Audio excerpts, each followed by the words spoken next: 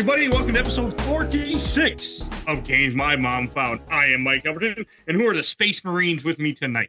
Private Stefan JD. Game over, man. Stuart Hughes. Stuart stole mine, so I'm just. I'm surprised Stefan didn't do it. I'm gonna go with Sergeant Michael Hughes. Okay. Oh, I'm pulling rank.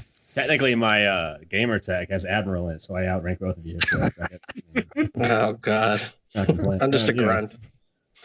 Not bragging or anything, but I'm technically not an Admiral. And Stefan, since this was your pick, do you want to introduce the lovely game you picked for us tonight? Yeah, we're playing Alien Infestation for the Nintendo DS, which is a Sega game, I think, made by Gearbox, Way Forward Technologies, and it's a tie-in to the Alien franchise. There's also a PC version game called Alien Infestation, but we're not playing that one. Yeah. No. I didn't know that until yes.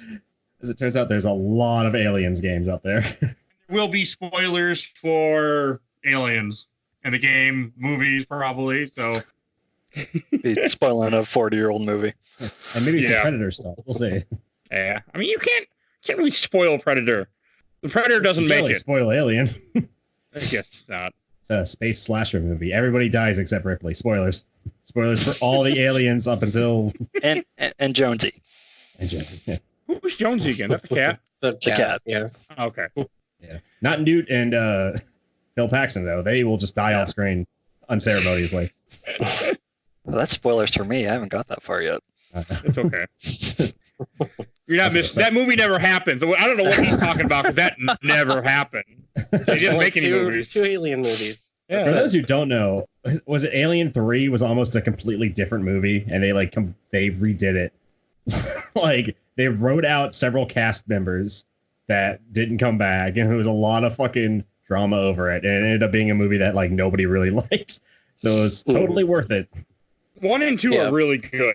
3 is garbage. Resurrection is pretty good, and Prometheus, whatever. I would say Resurrection is good, but in not a good movie way.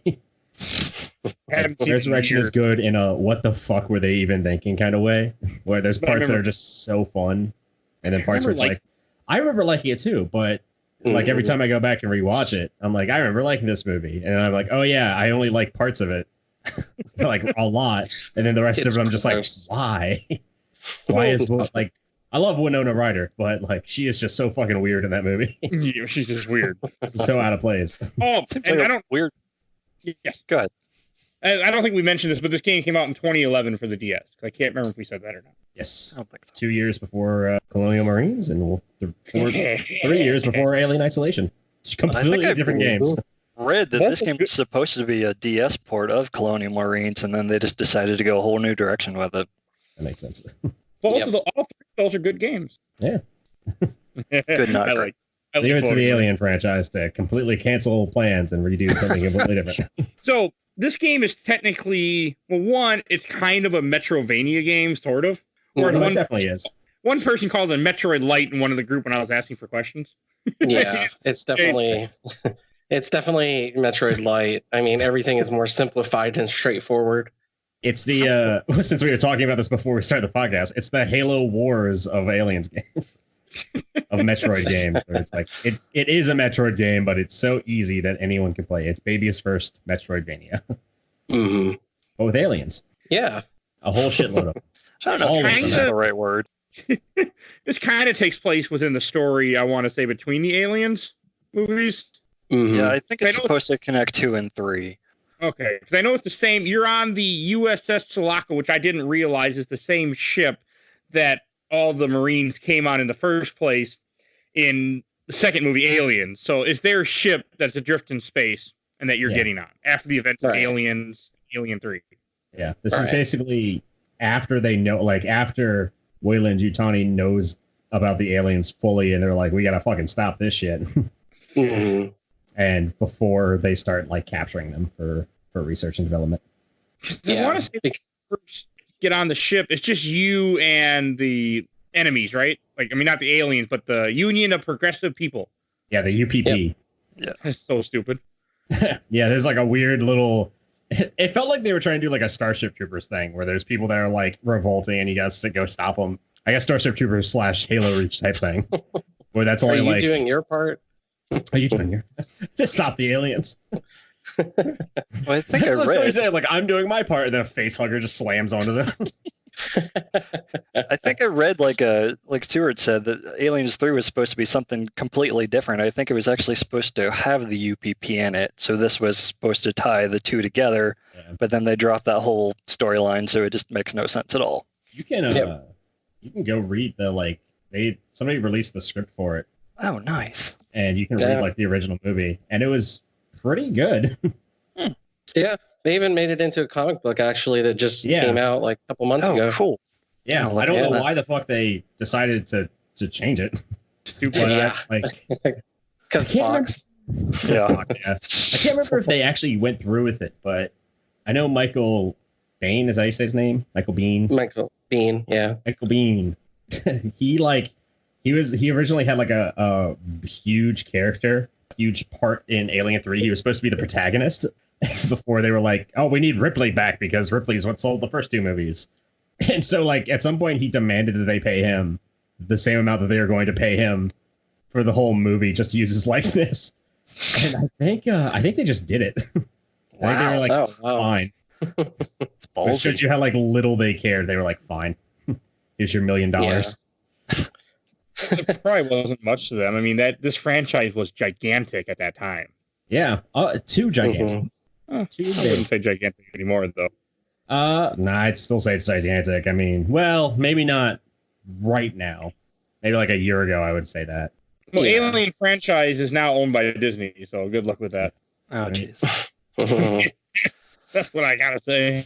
Because I mean, we should kind of dive. It was Alien Covenant, which it did good, but I don't know. I don't like Prometheus or Covenant very much. I don't either. They're just like they're okay. They're like, hey, these are better than Alien 3, but they're still not. I know when David Fincher was asked to go and do the director's cut for Alien 3, he told Fox to go fuck themselves. That's funny. Because they just kept messing with it when he was trying to create it. I think it was his first big budget movie too, and they just screwed him over the whole time. Well, there's also a lot of really funny things about Aliens. Where like James Cameron was filming it and they filmed it in England. So oh yeah, I know where you're going with this. Yeah, they had an English crew and they all fucking hated James Cameron, like actively hated him. They thought he was just like some shitty director that wrote crappy schlock like Terminator. And so they're not wrong. He had like multiple viewing parties for Terminator to sit down with the crew so he could explain himself as a director, essentially like presenting himself as a director to this crew, and they just would not go. They just never went. He had like multiple screenings, nobody showed up. Damn. I think the biggest part of it too was that they like to take breaks for like tea and crumpets. Yeah. For second breakfast. They were like actively hostile. It's awful, but it's so funny. Like to have a director and a crew so against each other is so funny. He wasn't even against them. He just they just hated him. But what I cannot imagine that. It's a wonder why the movie turned out so bad. Like, can you imagine if fucking Quentin Tarantino was doing Hateful Eight and the entire crew hated Quentin Tarantino? They just fucked up every shot on purpose, and they're like, "Yeah, we're not gonna watch Reservoir Dogs, you fucking weirdo." All right, but we'll get back to Infestation. But so this ship, so you're on the ship, which I didn't even realize right away that you're on the same ship from the Aliens movie, which didn't even compute. But one thing that's really interesting about this game is you play as different Marines, except if you play the way I play, I had the same 4 Marines the entire game. I didn't let anybody die. What the fuck? The Marine system is really cool. Like, I actually really like that. The lives where you play so you play as a Marine, but you also have a party of Marines and replacement Marines you find throughout the game. And if you die, your spot is just taken by that Marine. Like, they just send in another Marine to take your place. Yeah. Exactly really where you are. I kind of feel like I got attached to some of them too. I was like, I really don't want this Marine to die. Well, apparently they brought in people to like they rewrote those characters. Let's see here. I was reading, the game's dialogue was rewritten 20 times to have like 20 very unique characters, according to Wikipedia at least.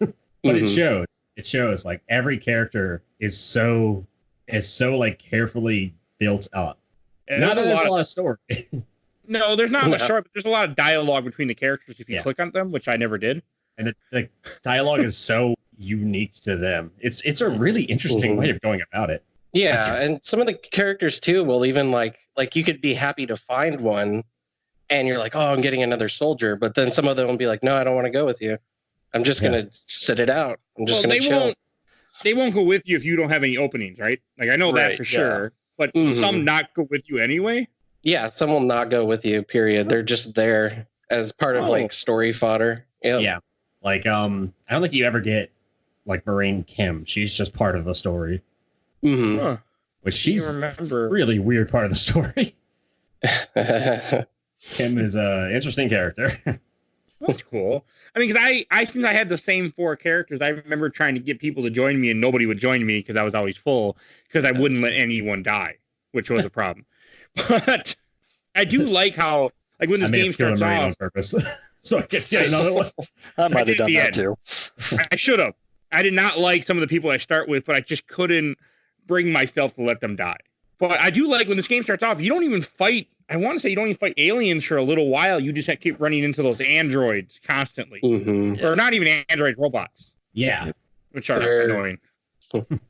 Yeah. They kind of remind me of what are they called? Working Joes, an alien isolation. Not supposed to be here. That is the scariest sound I have ever heard in a game in a while. Was you're not supposed to. Oh shit! Run! Yeah. Oh man, the people who played Alien Isolation know what I'm talking about, because that fucking game. That is one of the games where I beat it. I got up, I was sweating, I was like, "Fuck yes!" And I haven't played it since. It's so creepy. Of course, Wayland. It's not Wayland Yutani in that. It's Seekson, I think. It's the UPP. The UP is it UPP? I think it's like UPP. Are you down with UPP? Yeah, you know me. I'm going with that. I think like the company that makes them is like Seekson or something though, and it's like, why would you design a robot like specifically for the uncanny valley? Well, I mean, the whole purpose of those robots, I mean, it was just to kill you, like, because they're working for the UPP owns them. But I mean, all you had to do was just duck and hold down the fire button and just unload on them. Like from the game mechanic, I understand, but from like a in-universe company mechanic, it's like we're gonna design a robot that looks almost human, but not quite. So he's just as uncomfortable to be around as possible. Well, I mean, if it was made for war, that makes sense. I don't think it was. I think it was just. Oh, they just commandeered him and gave him guns? Yeah, I think so. I think they like hacked him or something. This game does not really have any story other than like your commander talking to you off and on. Oh god, yeah. The Metal Gear scenes. Did anyone else feel like as soon as the guy in the red jacket, I think his name is Company Man or something. It is Company Man. As soon as he came on, you're just like, oh, there's the bad guy. Yeah. There's our Wesker. Oh god, what is his name? It's like it's like just a normal name. Yeah, it's like Joe Sears or something. But he's like, haha, you can just call me Company Man. It's a joke, get it? And then you just call him Company Man for the rest of the game. Well, I mean, this whole game, like, just to give you an example of how much they, like, one thing I do want to mention, there is no guides online for this game, period. Like, because I always play with guides for the show, because I do. I mean, even before the show, I like guides. I'm like, oh, I'm going to look up a guide. Nothing. I'm like, oh, I'll try again. Nothing. I'm like, what the fuck? His name is Sean Davis. The most generic name. Sean. Apologies to all the Sean Davises out there. Get a better name. Sean Davis. He says, "My name is Sean Davis, generic Company Man." That's a joke. And you are? You can show up to, like, I want to say midway through the game though. Yeah, it was like the last third of the game or something. It's surprisingly hard to find a lot of like detailed information on this game for some reason. Wait, I mean, like, even on Wikipedia, there isn't a whole lot. Like, just the plot of this is 2 sentences. The USS Sephora has discovered the USS Sulaco adrift in space after the events of Aliens and Alien 3. The colonial marines are sent aboard the Sulaco to investigate and recover the life form detected aboard the ship. Spoiler alert, it doesn't go so well. I had to go in the wiki to get like information on all the characters, because at the end of the game you get a bio of all the Marines in it. I had to go in the wiki to like read up on it, and like thank God someone out there has an Alien versus Predator wiki that has like a little bit more information, but even there it doesn't have very much. It's incredibly surprising because this game didn't do badly. It got like 8s, 8.2s, 8.5s, so almost across the board. It did pretty good. Yeah, one of those games I think just kind of went under the radar. I mean, like not like nowadays went under the radar. Yeah, one of the most fascinating things I always found out about Alien lore is that an alien just by itself, like you could actually see it in the director's cut of the first movie where they find Dallas, is that the alien can secrete like a liquid to build around its environment, and if it traps like a human being inside of it, it will eventually turn into a facehugger egg over time. Yeah, which is creepy as fuck. Yeah, that is. Yeah, that's something that kind of like fell out of the movies. Yeah, never get captured. Well, speaking of capturing, can't you rescue your Marines? Like you'll find them inside some of those vents and those caves, like in the goo. Huh? Yeah. Right. Okay, yeah. I didn't because I didn't let any of mine die, but I thought that because I knew of this game years and years ago, and it's always been on my list to someday play it. I've always wanted to play this guy like Metroidvania game. I thought you said it's always been on my list to sunbathe. I want to sunbathe the aliens. That's what it sounded like. That might have been what came out. I like it was going to get cut out, but now it can't. I like how all the Marines have different colored armor in the game too, to make them stand out. But also, like, they're Marines. Shouldn't they all have the same uniform? Yeah, they still have the same character model. They're just different colors. They're different colors. And then, like, when the little info screen comes up with them first talking to you, they all have different, like, I actually loved this aspect of it. They all have different shit all over their uniforms, like Full Metal Jacket style. Like, one girl is like what was her name? One of the girl Marines you come across is like, she's like texting her friend. Oh my God. That's the one that Mike sent me a picture of. She's texting her BFF Jill. And she's got like a pink power symbol on her shirt. And she's like, I'm texting my friend, TTYL. I love that. Was that a Chow Beta? Yeah, Maylin Bout. Yeah, Beta Chow. Yeah. I just found her. Yeah, she had like a power icon, and she had like a little panda charm hanging off of her, and a keyboard in the back.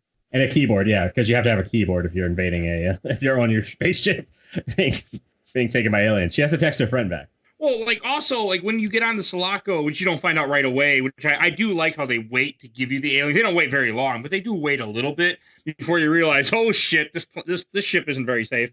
There's a fucking queen alien that established a hive aboard this ship, which I did think that was cool until I fought 3 of queens. But I do like the idea that they're, taking the ship that's drifting off in space and starting to make more aliens and take over to help, reproduce. And there's actually like a good amount of unique aliens that appear in this. Like you get the gorilla aliens. Yeah, and then you come across like a gorilla alien. I think it's called like the Gorilla Alien Praetorian. It was like a bigger version, and you come across a jockey xenomorph, which is like an alien with a weird nose. You only see the space jockey in the movies. I think you see like some. Oh God, is it in Prometheus? Oh, it's in the first. No, it's in Aliens. It's in the second movie, I think, where they come across the space jockey with like backgrounds. Set piece where it's like the space jockey that became the alien, and they actually put that in this game, which was never seen in any of the games before. It never ran around.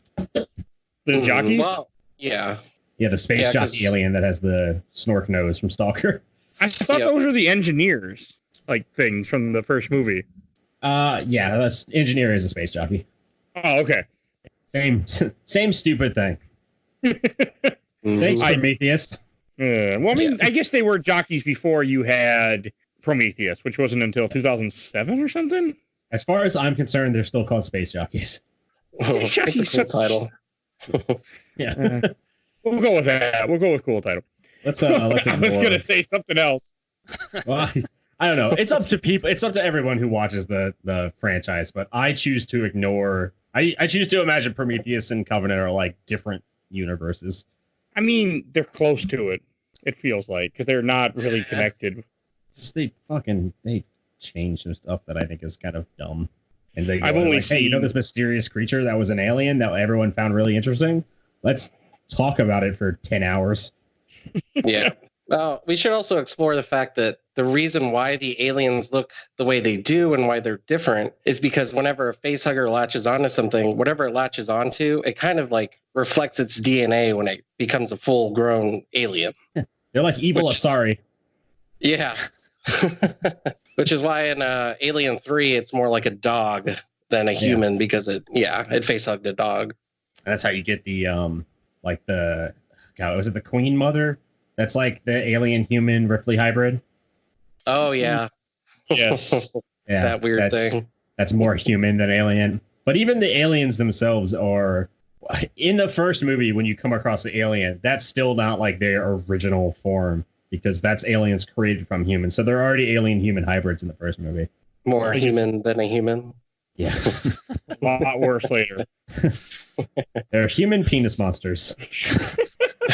But another thing really resisting an urge to make a joke about a certain Hollywood executive right now. All right, one thing I do want to say, we kind of had touched that the game is a Metroidvania, but they really kind of take off on it pretty early. Like as you're exploring in the first part, before you get to the first boss, which is a fucking queen, because let's just start the game off fighting the queen. You see an item that you don't get till like the last quarter of the game. You see a wrench, and I'm like, oh, I get a wrench soon. Because you need this wrench to lower a valve or open a valve or some shit to get rid of steam. And that's when I really realized, okay, I mean, this game is a Metroidvania, but it teases you because you end up going back to the Sulaco 4 times in this game. Like you keep, or 3 times, keep coming back. Yeah. Yeah. Wasn't the wrench also found by a guy named Alan? Yeah. That my place. Guy? Might be. I wouldn't be surprised. But okay. I mean, one thing I do gotta say, Patrick Stainless Steel, is the bosses have way too much fucking health. Oh yeah.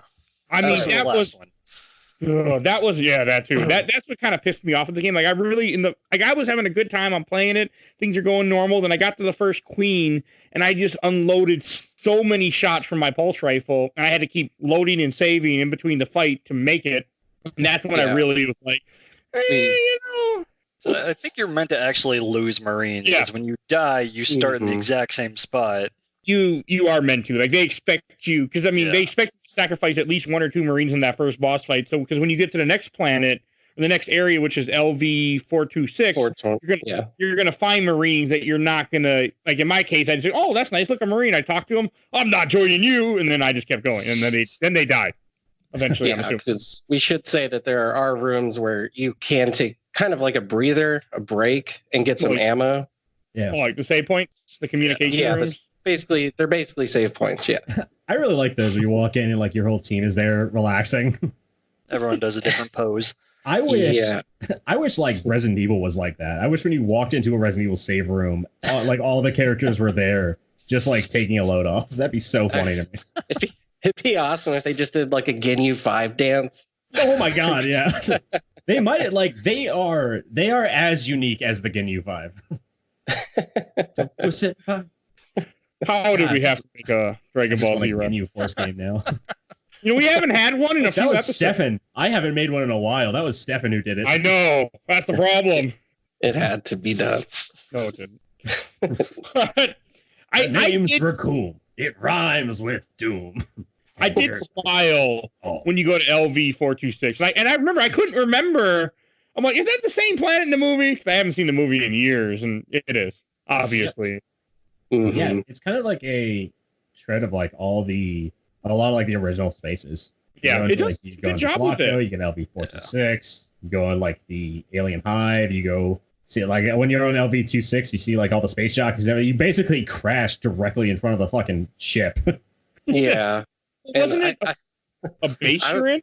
Yeah. It's a little town is what it is. Is with that little colony that they set up there that was attacked by the aliens in Alien 2. Yeah. LV426 was like, it was initially just a colony, and then in Aliens it was like, oh, people live there now. And Ripley's like, why? And they're like, because it's fine now. And it wasn't fine. Well, they knew in Aliens, they know it's not fine, right? Like, isn't it all just an experiment or something? basically, Paul Reiser's character sends them to try and collect the xenomorph so they could basically have people bid on them as a weapon. basically everything that happens in the Alien franchise is Weyland Yutani being shitheads and doing research. They're like, they're like worse Vault-Tec. They're like they're like Umbrella, but bad. Yeah. Except the worst. I like how they tried to write out Weyland Yutani in Alien 3. I think it was Alien 3, right? Or was it Aliens where they were like, oh yeah, they went under decades ago. They're owned by Walmart now. Not even Aliens. Yeah. It's like, oh, what a god damn it. It's just such a stupid joke. I have no idea what you're talking about. It's a joke from Aliens that would have done really, really well in like RoboCop or Demolition Man. But in Aliens, it's just like, okay, are we doing this now? Trying to have some weird I might get shit for this, but I kind of want your guys' opinion on it. We played Metroid Zero Mission not too long ago. Do you think the backgrounds in this game are better than the backgrounds in that game? Because I do. I would say yes by a long shot. This game, like the backgrounds and the animations, like I know this came out pretty late. It still feels it came out in 2011. Yeah, it's late. DS, but it feels like a callback, like late 90s game, just with better animations. Like I could see that. I really liked the art, and I really like the art style and the animations in this game. Oh, this game way forward. Came out. They always have great stuff. After the 3DS came out, the same year, but 3DS came out in February. This came out in September. Well, obviously it was for the 3DS. I know this is for the DS. Regular DS. Oh, sorry, for the DS. Oh yeah. I thought you said this came out after the DS came out, and I was like, it was stupid. Everyone knows like Mario Kart for the Wii came out after the Wii. We don't say dumb things on this podcast. I mean, everything we say, we don't ever. Come on now, guys. But no, that sounds. Yes, you are also right about that. Sorry, that was my fault. I misheard you. But I did like the exploration in this game. Fighting the aliens was fine. Like I didn't really have a problem with. Like they're a little scary, but at the same time they go down pretty quick for the most part with your pulse rifle. I didn't that fucking shotgun. I never used it. Really? Oh my god! It's like a one or two hit kill every single time. Well, I fell in love with the flame. The flamethrower is great too, but the shotgun is like you can fire the shotgun so stupid fast. It's so funny to me. There'll be like 3 aliens, and you're just like bang, bang, bang, bang, bang, bang. I wish the pistol's more viable because it's one of those video game pistols that fires as fast as you can push the button. Oh yeah. Like the Falcon 2 in Perfect Dark. I'm a huge advocate for better pistols in games. Absolutely. I'm not just saying that because I'm a Halo fan. But like the Titanfall pistol, fucking fantastic. The multiple Titanfall pistols you can get. Oh yeah. I played Titanfall too. I used a pistol mainly for when I played Outer Worlds. I almost exclusively used the pistol the first time I played it. I mean, I did think it was cool that they found a way to connect this game with the franchise itself, even though it doesn't really it connects in a way that it doesn't affect any of the overall story, of course. Yeah. Or even add anything. But I thought I did like that. But one part that I thought I was doing it wrong is after you finish LV-426 and you're driving you get in that big tank. I just can that tank blow up? Because mine looked like it was about to blow up, and I was missing tons of aliens, but nothing happened. It can blow up. Because I just kind of let it go, and I'm like, I wonder if I can just go until it crashes on its own. Is it a fail state, or is it just like scripted that it will blow up at some point? It crashes eventually, but if it blows up, it just starts you right back at that sequence. Oh, okay. Yeah. Yeah, because I got to the end and I was like, wait, was that scripted? Was I supposed to crash? Because you can do that. Apparently, you can do that like perfectly, and you still crash. Yeah, because you crash into the engineer's ship. Yeah, because you couldn't see it coming. That section actually reminded me of the shitty second level on Terminator Arcade. Remember the shooter where John Connor would be like in the back seat and you'd have to like save him? I don't know. It reminded me of that so hard. I know what you're talking about, to be honest. I was reminded of a game I used to play on my mom's old Nokia phone. I was like one of those shitty mobile games before phones could connect to the internet. It was like, God, what was that? It was like one of those fucking helicopter games, but there was a tank mission in it too. That was very similar. Shout out to old Nokia phones for having the best games. Mine had Tetris. I don't know if a Nokia phone, but my phone had Tetris. My mom's had Tetris. It had Snake. It had the helicopter game. Yeah. It did have Snake. Indeed. I think I used my mom's phone more than she did to play Snake. And so as we were mentioning earlier about the stupid space jockey, was that supposed to be like a face hugger had got on him? Is that why he had the big trunk hanging from his face? Yep. Okay. Yeah. I think that's just an alien is what it is. Yeah, it's like the in-between of a space jockey and an alien. But why is it so big? Because the space jockeys are big. Yeah. I mean, fun fact. Yes. In Alien, they actually filmed that scene where they come across this. Was it Alien or it was Alien, right? Where they filmed the scene where they come across the space jockeys, and they use children to make the space jockeys look way bigger. Oh, I didn't know that. Interesting. Yeah. That's cool. I think that was smart. Oh yeah. Don't quote me on that was Alien. You're right. In Prometheus, they're more normal size. They're still big, but they're not gigantic. Like in Alien. That was a short space jockey, Mike. Yeah. That guy, he's short in his crowd. Well, I always did. I mean, I did think it was so cool that when you saw the scene of you see the space jockey in the background sitting in the cannon in this game, and it just made me smile because the fact that they worked in that you're in the same place where all this bullshit started, at least for the Earth. Because I want to say they didn't know about the aliens until the movie Alien. Like Weyland Yutani wasn't aware, right? They knew, but even before we got all the bullshit Prometheus movies, they still knew. Yeah, they know. Yeah, because they programmed the robot in the first one. Yeah, they programmed Bilbo. Bilbo? And if you remember, it's the same actor that plays Bilbo Baggins in Lord of the Rings. Oh, okay. Yes, they programmed Bilbo. That connection. I just thought you were making up a name for him. I was like, all right. He has a name, but I don't know what it is. But it's the same actor as Bilbo. Oh fuck, who is it now? I just watched it last Tom weekend. Skerritt. Right? Tom Skerritt? I don't know. I didn't pull it up YouTube. I ain't pulling up Google right now. Yes, I didn't know Bilbo Baggins. Well, Tom Skerritt plays Dallas.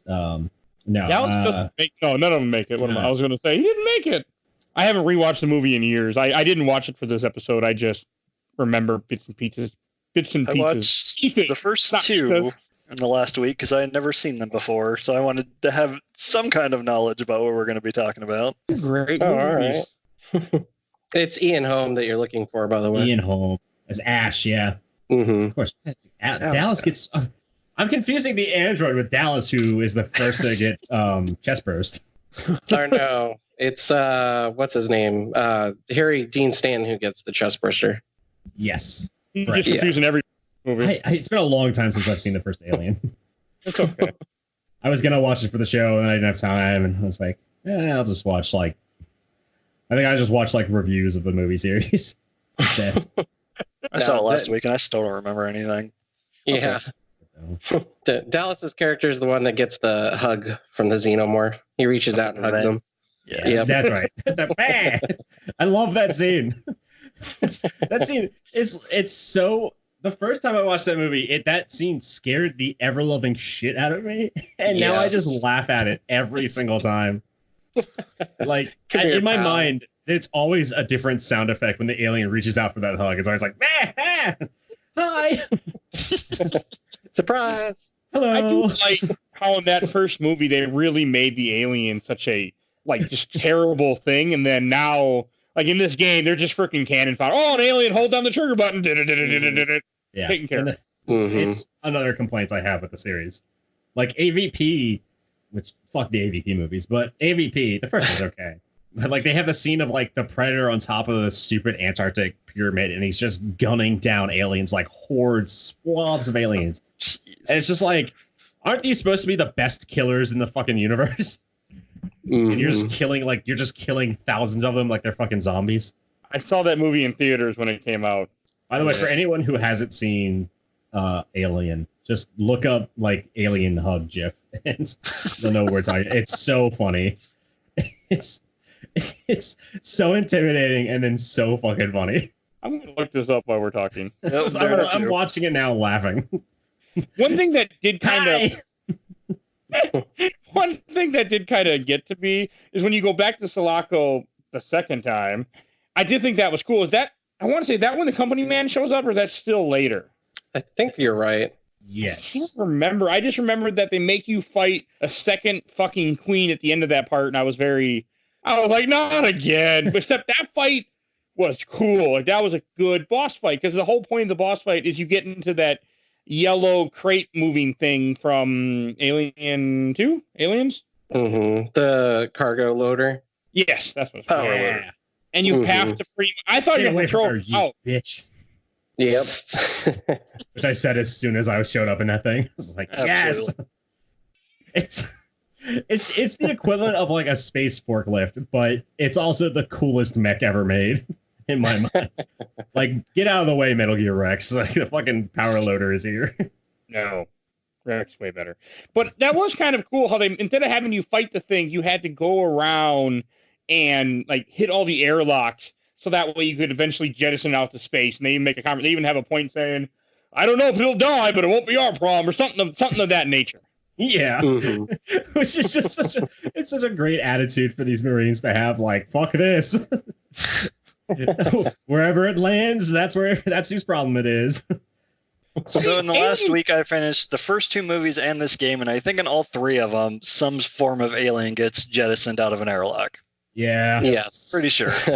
That's like a recurring theme in Alien is, how are we gonna kill this thing? Fuck it. Space. I mean, they do die. Like, I'm assuming they can't live in space, right? No.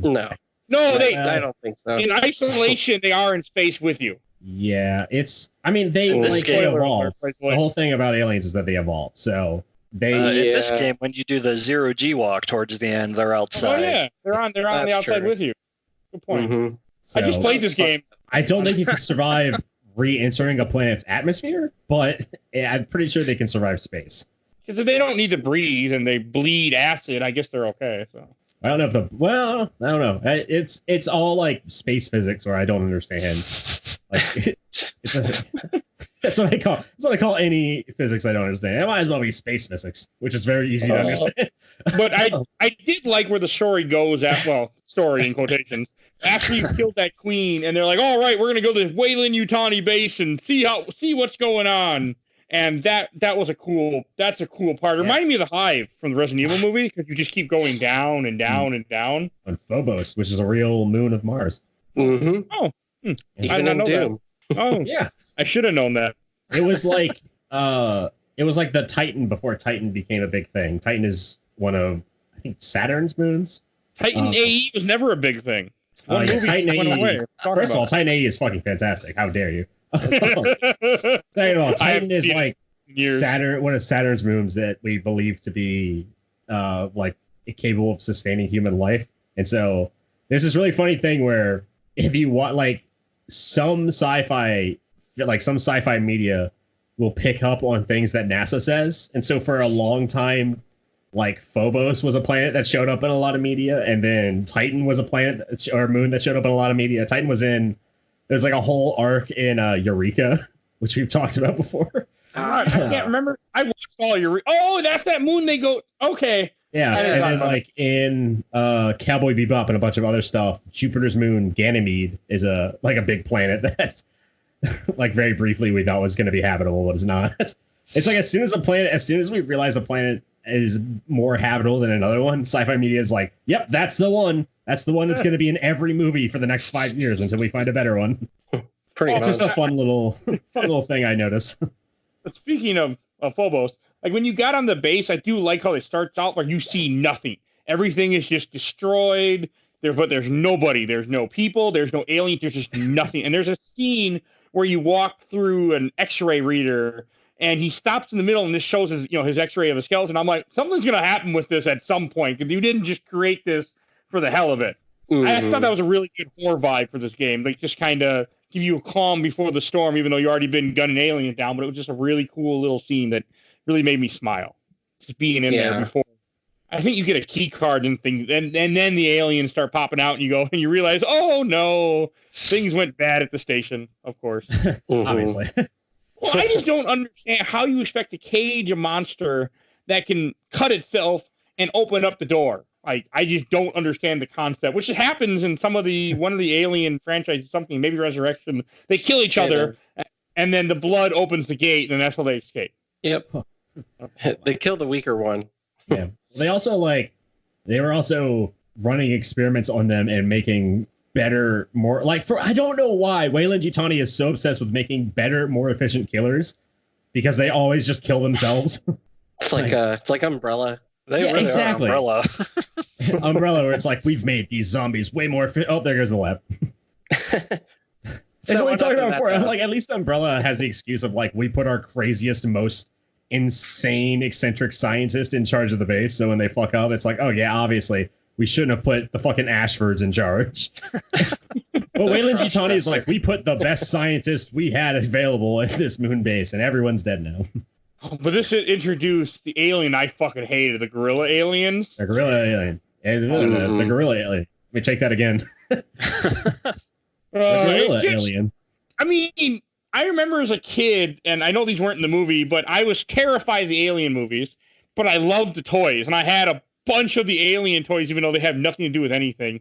But they did have a gorilla alien toy that's black and blue, or has blue veins on it, and the head. Yeah. I don't think the head pop, but yeah, I remember, and that to me that was cool. So I mean, I guess it was a toy long before it came out in this game, but I don't like them in this game. Well, long story short, they irritated me. I always assumed that because they were called gorilla aliens, they were they were working on creating them with gorillas, like Earth gorillas, but they're from another species on another planet that they just they're like, hey, what do we call this thing? I don't know. Let's just call them fucking gorillas. That other alien species vaguely looks like a monkey. It wasn't until gorilla DNA in gorilla aliens. Until this recording, I never even realized that the alien, the way it looks, based on what kind of creature it impregnates. That idea never popped in my head until this recording. Yeah, evil Astarion. Well, I believe it. I mean, it makes sense. I mean, you're gonna play Mass Effect in a whole new light now. These things are basically xenomorphs. Get away from me, Liara. I'm not sure what you're talking about. Mass Effect, the Asari. I remember Mass Effect. I remember the Asari. I can't even remember. Are the Asari the blue things?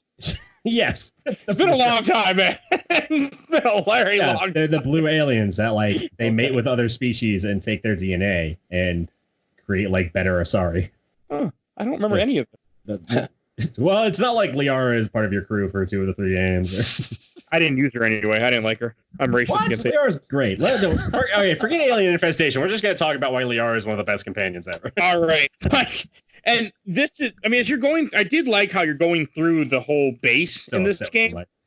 I know. It's okay. That happens every week, I think, at this point. But as you're going through the base, I did like how it makes you go all the way to the bottom of the hive in Resident Evil. And then you go and get the smart gun. The smart gun was fucking awesome. I didn't use it very long, but it was awesome. That was the best gun in this game. Normally a lot of times I felt like you had to duck to shoot people. The smart gun, you can just stand there and just fire away and just blow through aliens. Yeah, I mean, combat is a little divisive in that you can hide behind things and shoot over them without looking. I never did. Do blind firing. Yeah, but I mean, just technically for the game, it's pretty badass that they included that. Mm-hmm. And the smart gun, I mean, the smart gun itself is badass. The smart gun is the gun that they have hooked up to them in the movie, right? Mm-hmm. Yeah. But it shows the smart gun's from Aliens, but doesn't the smart gun not work? Or it works, but it shouldn't work in Aliens. It's based on the infrared scanning that the Marines have, but the aliens specifically don't show up on infrared scanning because they're cold-blooded. Ripley definitely mentions that it apparently doesn't work in their physiology. Yeah, so it's it's this kind of famous gun in the Alien story that doesn't work. It's in Alien Colonial Marines. It's in this game. I mean, it's just a cool gun. I mean, they needed iconic things, and then you had to go all the way back up that fucking elevator. Another thing that I thought was really cool in this game does reward you for exploring. You'll run across tons of vents that you have to throw a grenade at to blow up, and then you go inside the vent. Usually, you'll end up seeing an alien hive, or kind of like an alien hive with egg sacs, and I think that's where the Marines can be that we had mentioned earlier. If you get killed, you'll find them, I think, strapped to the wall, and I think you can rescue them or something. I want to say. But the thing I thought was cool is you get upgrades a lot to your guns. All the guns can be upgraded 3 times. Yep. Yeah. And you get enough material to upgrade all. I upgraded 3 of the 4 guns in this game because I never used a shotgun. I said, fuck it. I'm amazed you didn't use it. I was like straight for the shotgun. Oh, yeah. Even after Once I got it, I forgot I had it. So by the time I was going to switch to it anyway. I already had like either a +2 or +3 pulse rifle. So I just stuck with the pulse rifle until I got the smart gun. And then when I got the flamethrower, I just said, fuck it. Because the flamethrower has almost infinite ammo. Like it doesn't run out of ammo unless you just hold it down too long. And then it recharges right away. There are certain doors that you have to use the flamethrower to open. Because they have burn like the goo off. Yeah. Is that supposed to be alien blood that melted the door? I think it's like their goop. Yeah, whatever they put on the walls. That alien like spit that they have. Yeah, because in several of the movies, there's like the now famous scene of the people like they'll be standing still and the goop will fall down on their shoulder and they'll be like, "Oh, what's that?" They'll look up and get killed by an alien. That's in like all the fucking movies now because they can't think of anything new. Every movie has the same exact scene of like, "Oh, what's this goo on me?" There hasn't been an alien movie in a long time. I mean, it's also in every non-alien movie with a monster where it's like, "Oh, is something above me?" I'll give you that. The blood drips on Predator them. did that with blood. Yeah. It's like every time there's like a monster in a movie that isn't a slasher, somebody will be walking and they'll be going down a hallway and they'll stop and blood will drip on their forehead and they'll be like, "Oh, what's this?" and look up and get killed. That's in every fucking horror movie. I was in every horror movie from like Alien to like 2010. Is when they finally were like, "Hey, we should figure out something new." It's only an homage for like 5 years. You only have like 5 straight years of it being an homage, and then it's just a cliche and it gets boring. But I use the pulse rifle a lot too in this game because I love the pulse rifle. I think it looks so fucking cool. I liked it. My only issue with it was you could run out. I felt like I run out of ammo in this game because you shoot a whole fuck ton. Oh yeah, I mean, it fits like it fits the Aliens vibe where you're just fighting hundreds and thousands of these bugs, which I thought was good. Like they throw lots of enemies at you. And one thing that I love about Metroidvania game, which this game does not have, is if I get lost or if I get confused, every kill I get gives me experience and I level up. This game didn't have that, and that made me a little sad. But that's one thing I really love about Metroidvania titles. So I love Castlevania. I just love looking at the pulse rifle because it's so fucking weird. It's a cool weapon. It is. It's also like I love like there's a behind the scenes. Well, there's multiple behind the scenes of Alien, and like at some point they go to the armory and they're talking about it, and it's like the pulse rifle was made where they basically cut up a Thompson submachine gun, a Spaz shotgun, and then like a regular Remington shotgun, and just started like duct taping together and like, yeah, that's our gun. That's it. It's so weird looking. As we were talking about with that base, you end up fighting the fourth boss in this game is a fucking giant gorilla alien that you fought earlier, and that's where I wanted to quit this game. I was getting so pissed off trying to fight this guy with a flamethrower. I would just sit. I mean, he just would not die, and I wouldn't sacrifice the Marine. And it just took me fucking forever to kill this guy because he had. I mean, this is. You know what's fighting him with a flamethrower? First off, I was about to say, you know what's really good against him, Mike? A shotgun. Yeah, and grenades. Grenades. I use grenades, but I use a flamethrower on him. But this is where the bosses have way too much health. They are fucking tanks in this game.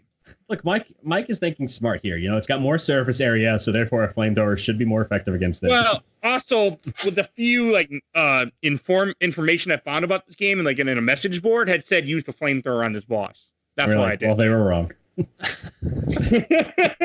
To be fair, yeah, there's very few guides. If there are any guides, I certainly couldn't find it. Mike couldn't find any.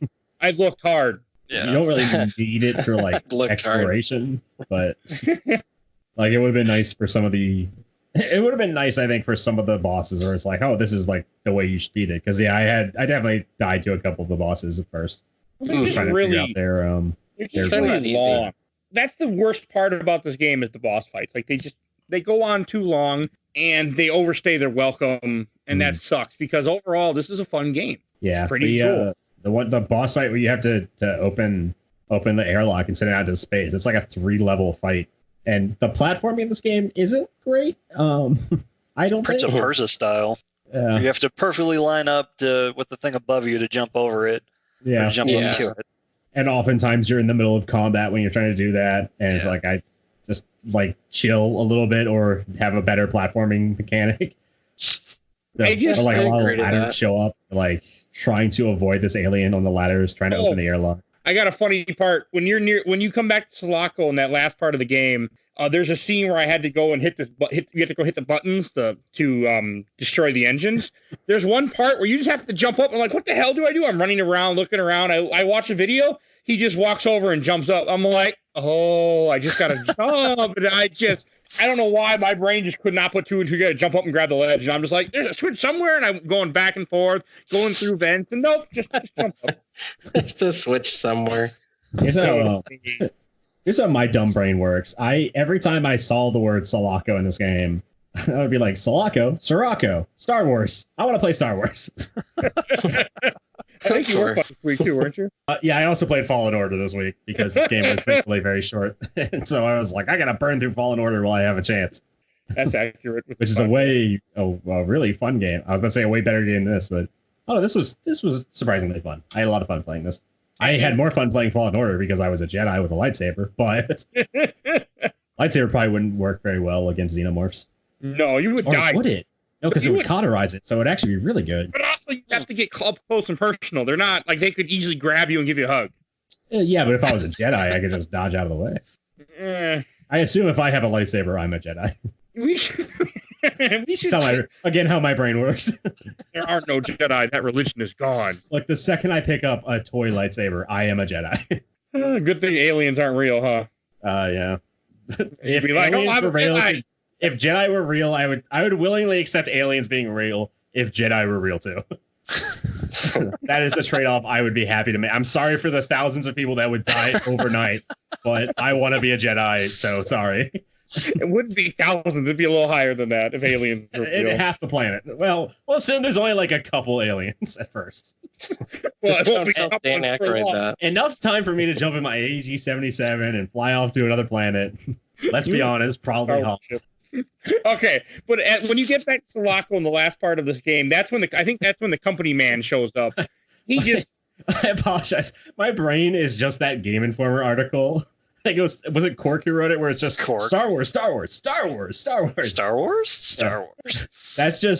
is just the back of my mind 24/7. Star Wars. Oh, this reminds me of Star Wars. I can believe that. After podcasting with you for almost a year, 100% believe that and agree with it. It's like 50% Star Wars, 10% Dragon Ball Z. Okay, I'll give you both of that. There's some Resident Evil in there too, maybe 10%. Resident Evil, 10% Resident Evil. That leaves 30% for like trying to do other shit during the day. And whale facts. Whale facts. That's like 5% maybe. That was DJ. I'm like 1% like octopus facts.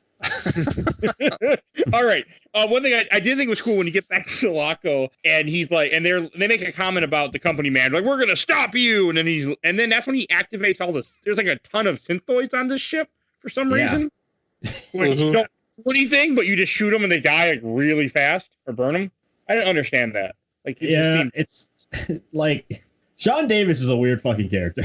He doesn't need to be in this game. The only real thing he did was to show that Weyland-Yutani was behind this all, which, spoiler alert, they've been behind every single alien problem that's ever happened in this franchise. Yeah. I'm shocked. I mean, they're just terrible. I feel like the story of this game, like, aside from not existing, which was a problem, it's very few. I feel like an easy way to make this game way better, since you're just, like, against this random corporate dude. Like, he's not even really... He's like the leader of the scientists for Weyland-Yutani, but you don't really get the sense that he's like a insane genius character or anything. He's just like doing his job. It's like, all right, like Weyland-Yutani, the memo just came in, kill the Marines. If they had just written a little bit more story, I feel like I would have really loved it. Like really loved Sean Davis as a character, because his name being generic works out for his role. He's just a random He is just a random corporate dude for Weyland-Yutani, but it just needed to be like a little fleshed out. Yeah, the key component definitely of this game was like caring about the Marines and what's going on with them. I think that everything else was like back burner. You know what? Yeah. It would have made this story fantastic. I kept imagining this. If Sean Davis, I'm not going to call him Company Man. I love how generic his name is. If Sean Davis was like the same level of character as the operatives from Firefly and Serenity, where he's just like violently loyal to Weyland-Yutani, and he's kind of like this weird genius that you get the sense that he's just a cog in the machine, but he's a very important cog. He's like controlling the whole situation, and he's got this like insane plan, but he's still just a corporate goon. I feel like I would have loved his character if that was the case, but as it was, it's like, all right, just go kill Sean. It's like, all right, he's dead. Oh well. The only character that Company Man even had is right in the end of this game when you fight a gigantic queen, which I don't know how the hell they fit 3 queens on this ship, but you know. I mean, yeah. And he's like, save me! And he's like, why? And he's eaten. Like, that was great. Like, why should I save you? Like, save yourself, asshole. Yeah, see, that was awesome. Like you're fighting the not the queen, the empress. Yeah. Is she called Empress, or are you just saying that? No, there's the Queen Mother, which is like it's the Queen Mother / Mother Queen. She's got 2 names. That's like the head xenomorph. That's like the absolute top. And then there's the Empress, which is under the Queen. Confusing, I know. And then under the Empress is the regular Queen. It goes Queen, Empress, Queen Mother. And then under that, isn't there Brood Mother? Brood Mother, and then like the various like there's like okay, so Queen Mother, then Empress, then Queen, then Brood Mother, then Praetorian, then all the different kinds of soldiers like the drones and the gorillas. That's the hierarchy of Alien.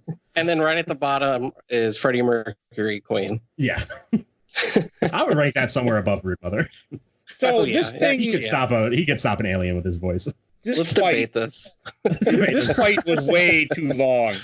Like, they expect you to knock out all these freaking barrels and drop like platforms on her. Mm-hmm. God, does it take forever? Like, this one took me, I want to say it took me 20 to 30 minutes sitting there, just burning her with a flamethrower again. And it just took forever. I messaged Mike and I told him, I was like, that's weird. My last boss just glitched. She just stayed in one place and I just shot at her. What the fuck? The whole time. Oh, that must have still took a while, though. Damn, that fight was so fucking hard. I'm so pissed about that. I was just like, all right, we're doing this. It's one of those moments where, like, go ahead. Go ahead. I'm gonna be honest. I used the cheat for most of the game just to have invulnerability, and I like just stood under her and shot at her with the flamethrower, and it still took like a solid 10 minutes. It was ridiculous. Yeah, way too long. And even during that fight, she's calling help. Like, she'll call a little alien that will come. And there's turrets in this room that don't really do anything, but, oh, look, an alien's moving? Maybe we'll shoot it. Maybe we won't. We'll see how it today. That's what it felt like. It's one of those moments where, like, I picture the game as it was meant to be. And, like, I'm sure it was meant to be this insane climactic fight. Like, I imagine they were picturing it as, like, oh, this is going to be on par with, like, fighting Kraid. And he's going to take up multiple screens. But it's not, like... It could have been really cool if you're going through different areas and dropping shit, but you're just in one room. It feels like a weird mixed match. It's like the worst parts of like a Metroid fight mixed with like a Super Mario Brothers fight, where you're just in this giant arena fighting her. And it could have been done so much better. It feels like you're playing a game in the early 90s. You're like, you know what? This game is too short. Let's make the boss fight take half an hour. Yeah, that sounds great. Yeah, Nintendo did it better. Like, the climax of this game is the second half of the game. When you finally get back to fucking Sirocco, Star Wars. Sirocco. Like that's the end game is the last 3 hours. It's like, well, why isn't this spaced out a little bit better? Why is the first half of this game 5 different areas and then the last half of the game is the climax? It was a little odd in pacing, and then that fight, I was like, the animations are so good. The backgrounds have been so good at this point. The game starts with a like beautiful screen, immediately interrupted by all the dialogue in the world, which should have clued me into how the game was going to be. Yeah. And the game starts with like, it's got like the starry background, and transposed above that is the sprite of the ship, of the Sulaco. And they're like moving independent of each other, and it just looks so good. And then all the Star Wars text starts coming up, but it's like 3 times as long as the beginning of a Star Wars movie. It's like, I got a fucking novella to read real quick. Let me know all the story of Alien before I jump into this. That wasn't necessary, because none of that really mattered at that point. I'm glad it wasn't, because I gave up halfway. Miss anything. I was just like, I can't read this. Fuck it. Yeah, I feel like Nintendo did that the last boss fight better in Super Metroid than they did in this game. Like, Yeah, they implemented it what would be correctly. really cool is like you enter a room and you see like the alien's head or something, and you realize that you're just on the third floor and you're like eye level with the alien, and you've got to travel between floors and like attack her somehow or like launch. Like, I'm imagining in my head a fight where you're pressing a button and a part of the ship is like shooting out and hitting the alien, and that would have been way more cinematic and maybe not as hard, but I think for like the climax of the game, hard isn't necessarily as important as climactic. I agree. It could have been a really cool fight, knowing what they were capable of, and it kind of fell flat. Yeah, it was like this. The second queen, you had the power loader and then ejected out the airlock, and like, why couldn't every fight be unique like that? Every other one's just shoot it until it dies. I found it so you get pissed off. Like, that's what it was. I agree with all the reviews of this game. They were all like I said, they were all like 8s, 8.5s, like B pluses for people who never jumped on the 10-point bandwagon, which is just easier. But like, they were all like, almost all of them were the same score. And it's like, yeah, it makes sense. It's an 8, like with just a little bit more work. I don't know if there was pressure because it's hard to find some background. Like, the only background information we could find, like I said, is on Wikipedia, where it just said that they brought in people to rewrite the characters and make them more interesting. Right. If I don't know if this game was like pushed at any point, but with just a little more work, a little bit more tweaking, this game could have been a 9 or 10 easy. I agree. Just a little bit more like pace. So just fix some of the pacing issues and push some of the boss fights to be a little bit more interesting, a little bit more different. Yeah. 2 things I want to mention about this game before we get done with it. One, there's a joke scene where you have to get a card key and you have to find a soldier who's taking a shower, and you grab his towel and you get his card key from that. I forgot about that. Yeah. But that was funny. Like, that was a cool, like, this is how you get an item to continue on the game. You steal it from a guy. Like, I thought that was cool. He's like, hey, what are you doing? I think you can threaten to shoot him. He'll just like hide. He'll drop down or something. And then the process your explosives that you have to use for the next story part get wet. Yeah. Oh yeah, that was stupid. And everyone knows bombs don't work if they get wet. That's why war stops when it rains. Everyone knows that. Or doesn't stop. There's just no way to keep explosives dry. And if you're a space marine, your deadliest enemy is moisture. The other thing I want to mention is That sounds so gross. I'm sorry. Laughing is what it was. It makes sense too, because look at World War I. They said one of the most deadly things World War I was trench foot. You gotta avoid that moisture. If you're going into the army, avoid moisture. That's why we only fight in the Middle East. It's so dry there. Jeez. Oh god. Okay. Avoid moisture.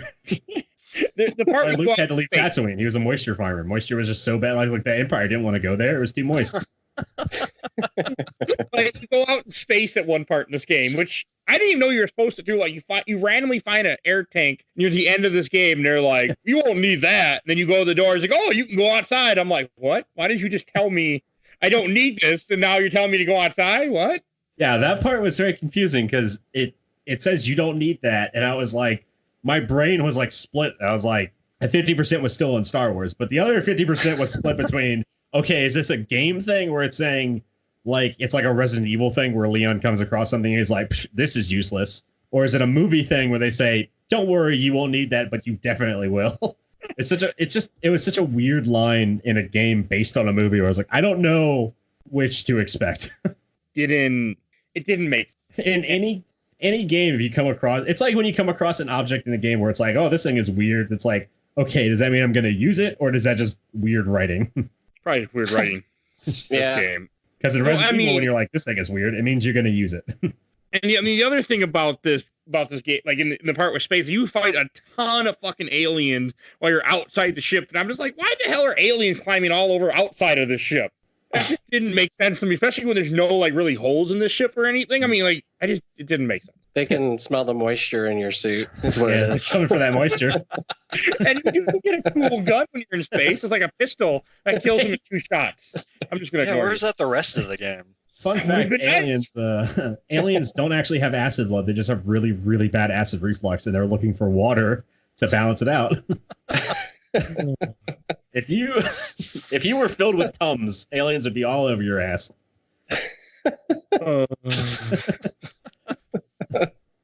Anything else you want to say about this game before we go on to listener comments?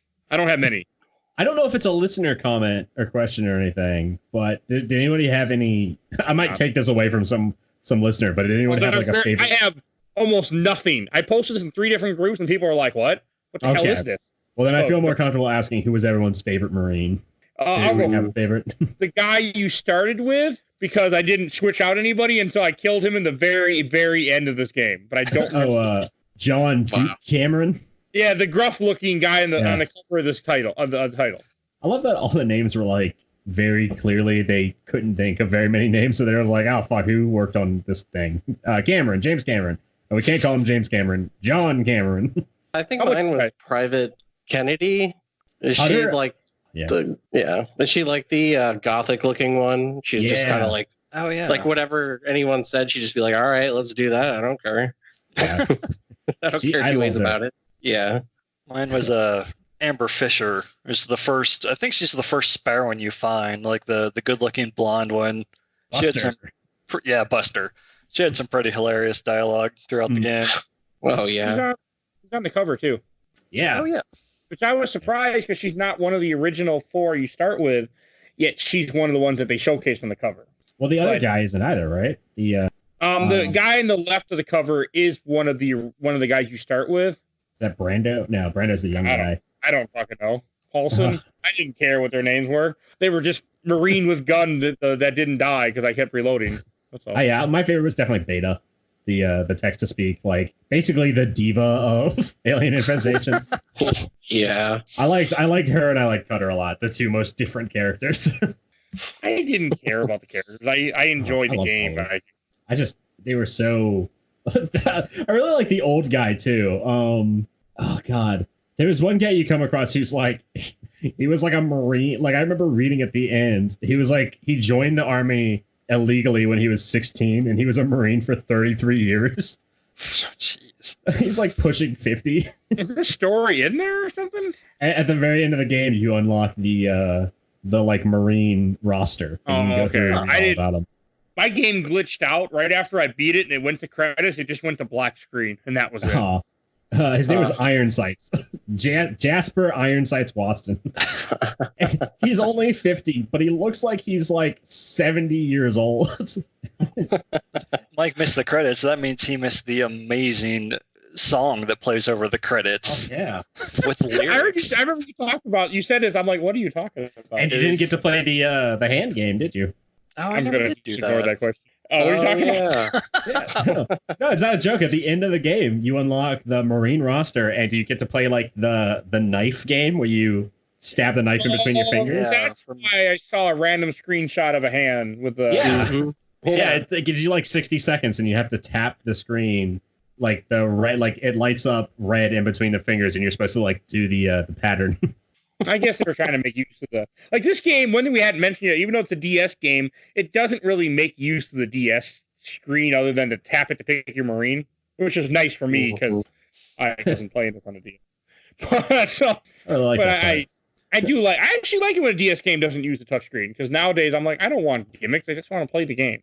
Right. You could use it to turn on and off the light in the motion tracker. I don't know why you'd want to turn them off. And the motion tracker was cool to show on the map to see. Like with any Metroidvania game, having the bottom screen as a map is all I need. I'm completely happy to just have the map down there. Yeah, I can go back and forth on it. Yeah, I mean, it depends on what the game is. Like, if it's a WarioWare game, then I'd love to tap the screen and do whatever it's asking me to do. That's because you're playing for kinky shit. So there's a different thing. Right. But with something like this, no. This reminded me of, it's almost the same exact layout as Grand Theft Auto Chinatown Wars. That's it. Yeah, I couldn't remember. Yeah.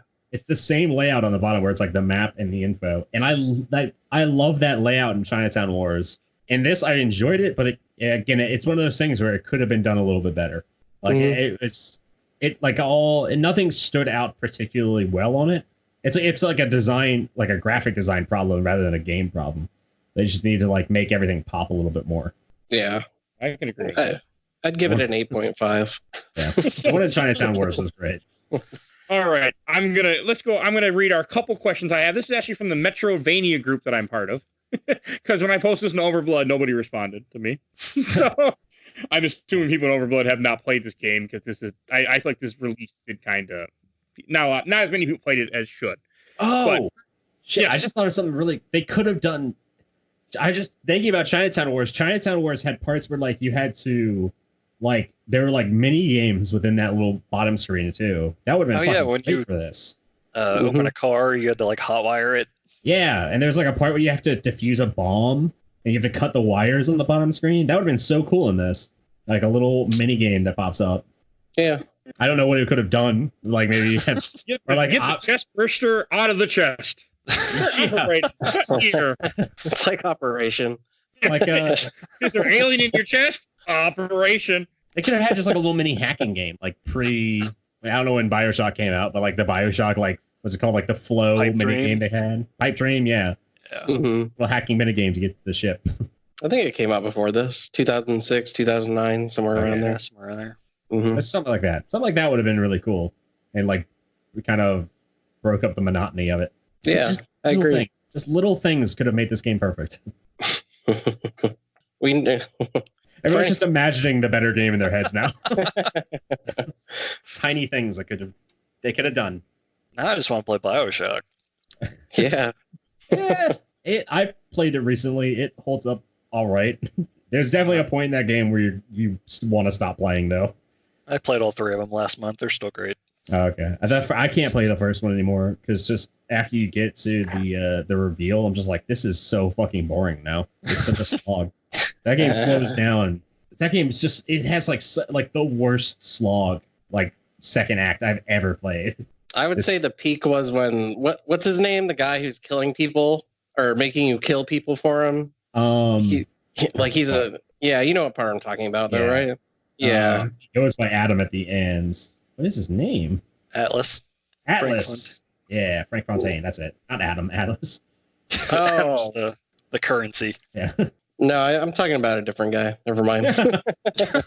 You're talking about Andrew Ryan. Yeah, Ryan. Yeah, you have to get the camera or something and take pictures of crap. Oh, Peach. Yeah. Peach Wilkins. Yeah, that guy. I might have played that game a little too much. But I mean, is there anything else you guys wanted to say about Aliens Infestation? Let's talk about BioShock. Let's do that. I'm disappointed because I enjoyed this game. It's just like I think it deserved an 8, but I don't know. I think it deserved an 8 in 2011. Playing it now, there's just so many small things that they could have done to make it better. Where I go back and forth with like, I wish I knew what happened behind the scenes. I wish I knew if they were like pushed for time or like if they were just lazy. I don't want to say they're lazy. I imagine they did their best. I mean, because it is a late Nintendo DS game, so it should have implemented or learned from implementing more things into them. But yeah, the company who made this was the people who did like the Shantae games, which are fantastic. Yeah, those are all really good. Gearbox had a hand in this too, so who knows? It's just it's so many tiny things that could have been better. And again, that's not me saying like the game is bad. The game is really fun. It's just small things, really small things that seem obvious now. It's like, oh, this boss fight is a little monotonous. Or it's going on way too long. A little monotonous is what you said. Oh yeah, the boss fight's just going on way too long. It needs to be literally half as long. If you half all the boss fights in this game, it'll flow so much better. Or just break them up. Make the boss fights make them not fights. Make the boss fights something you have to do like a puzzle or a map. Like the second queen. Like the second one, yeah. I mean, that would have been more fun. I would have That was really like the best boss fight. Because you're not fighting it, you're trying to accomplish something with it in the room. That's how you make a good alien boss, where it is just a presence that you have to avoid. Yeah, some games do that better than others. Yeah, it's I want to. I'm gonna take over now that I'm back. Okay. We've got a couple quick questions I want to read, or I shouldn't say questions. A couple quick comments from the Metroidvania group that I mentioned earlier before I got pulled away. From Alexander Parker said, I like this game. Isn't it by WayForward? Yes, it is. Yes, I think that's why I bought it. I thought some bosses were BS. They are, but it's a rad game worth tracking down if you got a DS. Quite like the Mummy Remastered, but a bit better. That doesn't make me want to play the remaster, but I do kind of want to try it someday. It's just as stiff as this one. Okay. But that was the exact same reason why I bought this, because it was WayForward, and I love Metroidvanias. So I bought it like way back in the day before I'd seen the movies, because I hadn't seen them until this past week. And another question. The game before you see arguably like some of the most popular horror movies of all time. But like as I was watching them, like the franchise is so ingrained in pop culture. I'm watching them like, hey, I know that. I know those lines. Yeah, that's true. Every beat of this movie, because every beat of this movie has been copied for something else. Oh yeah. Oh, they mostly the other come out at night. Mostly. Oh, so that's what is that from, by the way? It's from Alien. Oh, yeah. That was some guy had commented from another group I'm in that said that, and I'm like, what the hell is this? Oh. It's from They Come Out at Night. I haven't seen the movie in like 10 years, over 5 years, maybe 10 years. It's been a while. I think Newt says it to Ripley. Alien. Okay. My favorite line from Alien. From Jake Pizzorno. He said this is not a Metrovania. This is a Metroid Light. Huge difference. I kind of agree. I kind of don't agree, but I do like your comment. I agree. Yeah, it's you don't get abilities. You mostly get game than it is any other kind of game. And the last comment that I do want to read is from Alex Correa. Said, hope it gets ported to modern consoles. Very underrated game. Wouldn't mind owning it again. And I agree. Cool. It would be cool to see this port. I mean, you easily could. You don't really need a touchscreen for a lot of things. You could easily port this, I feel. Yeah, I would want a remake more than a port. I agree. Yeah. I think you could remake. I like just to fix all the tiny problems in it.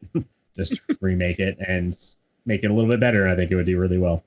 Oh, and before we go to Shelf or Box, I do want to say one thing if you're still with us. If you want us to suffer someday and play Alien Colonial Marines, which I think is a game, if you download the show a ton and get a lot of people to download it, there's a good chance we'll play it just because that's what we do in this show. Or Alien Isolation. Let's make Mike have a heart attack. I beat it. I don't want to go back to that game ever again. I will, but I don't want to. But that might be a good horror game for October next year. I look forward to next October where all the games are like Alien Isolation, Outlast. We'll do 6 horror Resident games Evil again. 7. Just make Mike shit himself. Tiffany just messages us at some point like, oh, Mike was committed last week. Sorry guys. Like, sorry, the podcast is over, boys. It would be worse if we get like subpoenas in the mail citing like emotional trauma. Like suing us. All right. I think it's time to go to Shelf or Box. I'll go first because I'm talking. So I know. Interesting reason. I'm gonna game of the shelf because I love Metrovania games and I enjoyed this little game. I enjoyed it when it was it was nice and short. It's like 3-4 hours long, just enough to get a little bit in there.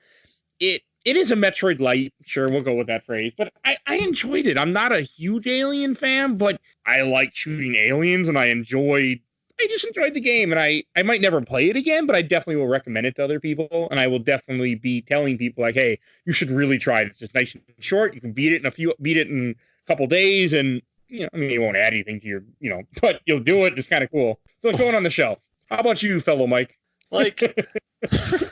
I can definitely see what they're going for. Like, they definitely pay homage to the first 2 movies, and it's cool to see all that stuff, all the references, but I just didn't have fun with this. Like, I love Metroidvania games, and this one was so rough, so it's going to go in the box. How about you, Stefan? I'll go next, because I'm talking now. Hey, it works. I actually don't know why I picked this game. Sorry. I just spit. I can't get over that you said that. I just spit water all over myself. I was talking. Now's a good time to get a drink. I thought you had like a passion or something to why you picked this game. Oh, God. I I don't know why I picked this game. I think I was just trying to think diversely. Like I was like, well, we don't have any 3DS games on the list, so I'm gonna pick a 3DS game and Have any 3DS games on the- or DS game, sorry. And I just I don't know. This one's the one that popped in my head. I had played it in like one day and completely forgot about it. So, but right. I genuinely remember having a good time and going back to it. I mean, it still just feels the same way. Like it's a game you can play over the weekend. You don't really need to talk about it afterwards, even though we're doing it on a podcast. I agree. But yeah. But yeah, I mean, like the reviews state, you know, it's like an 8.5. It's a pretty good game for a DS game, and I still had fun with it. So I guess I'll put it on the shelf.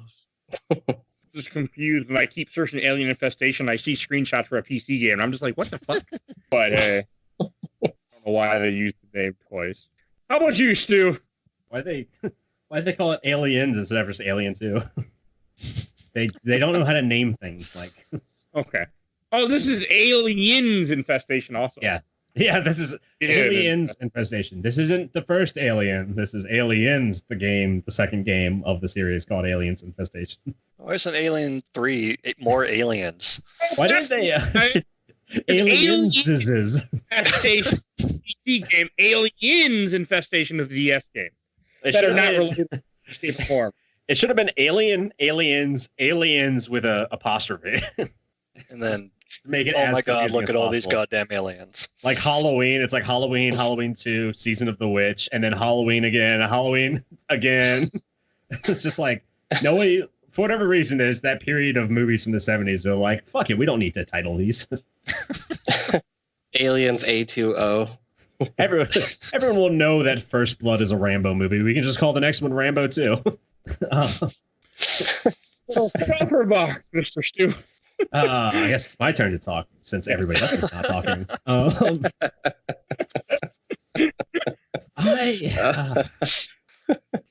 I don't know. This is a hard one for me. This is pretty difficult. I like this game more than like the Prometheus and Alien Covenant movies, which like I'll watch those and I'll appreciate parts of them, and then other parts I'm like, why did they do this?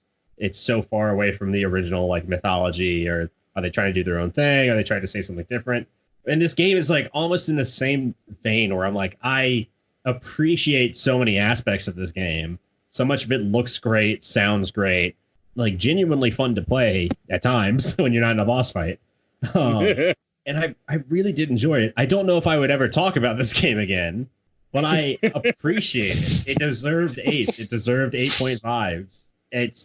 It was almost a really, really good game. It was almost a really, really good Metroidvania game in 2011, which would have been, that would have been something to note. That would have been pretty good. There's just so many other things about it that kind of fall flat for me, where I get bored. Like the boss fights were just too long. They were overdrawn.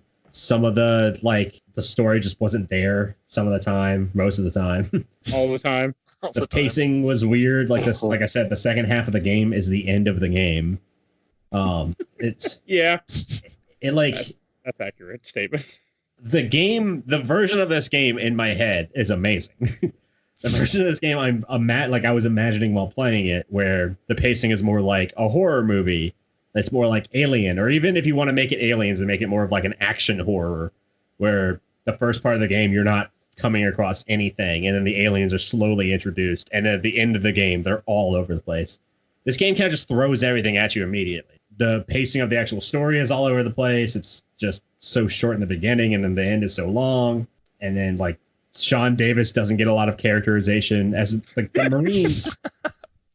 It's worth noting though, because the Marines all stand out. All the Marines have their own unique personality, and like they all stand out so clearly from each other. And then you have the most generic man on the planet. And if they had used that to their advantage and said, okay, this guy's generic for a reason. This guy is like, he's purposely generic. He is intentionally generic because that's his role in the company. I would have loved that. So I think the game's going in my box. As much as I enjoyed playing it, it's just, there were so many small things, which I know I've said small things like 100 times, but there's so many small things that kept it off my shelf.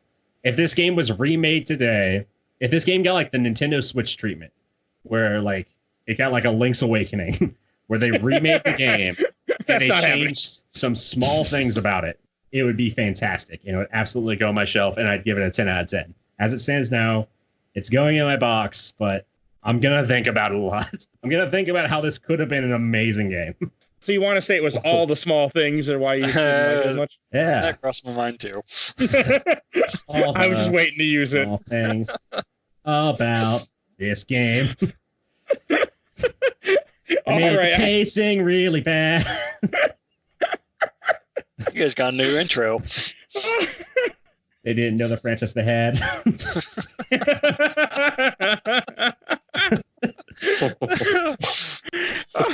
I think it's time to wrap up this podcast. Say it,